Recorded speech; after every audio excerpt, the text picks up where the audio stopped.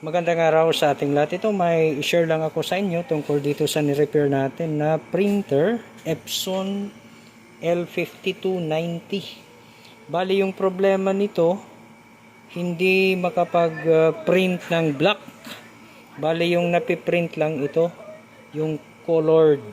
So ang ginawa natin, tayo ay nagpalit ng printhead ito. Ito po yung printhead nito. Yan ay pinalitan natin ng bago na printhead. Tapos ite-testing natin kung okay na ba, kung magpiprint na ba ito ng black o kung kumpleto na ba yung kulay na ipiprint nito, no? Okay, ayusin lang natin. Turn on natin dito. Ayan. Bali yung gagawin natin, nozzle check tayo. Check natin kung ang pagpalit ba ng printhead ay na-solve ba yung problema. So, punta tayo sa maintenance. Ito, maintenance. Nozzle check. Click natin yung OK. Tapos, load A4 size. Yan ay nakapag-load na doon, no?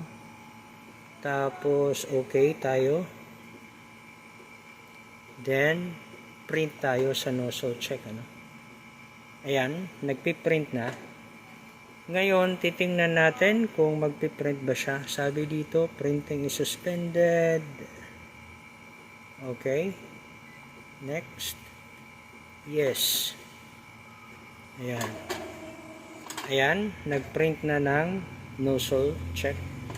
So, tingnan natin kung kumpleto na ba yung kulay. Antayin lang natin. Ito na. Ayan. Kumpleto na yung kulay.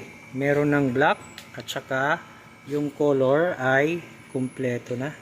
Tsaka maganda na rin yung print quality. So, ibig sabihin, pag hindi makapag-print ng black ang printer, kahit anong cleaning, power cleaning ang gawin ninyo at siguraduhin lang na okay pa yung purge unit. So, ang problema niyan o yung kailangan na papalitan na part ay yung printhead.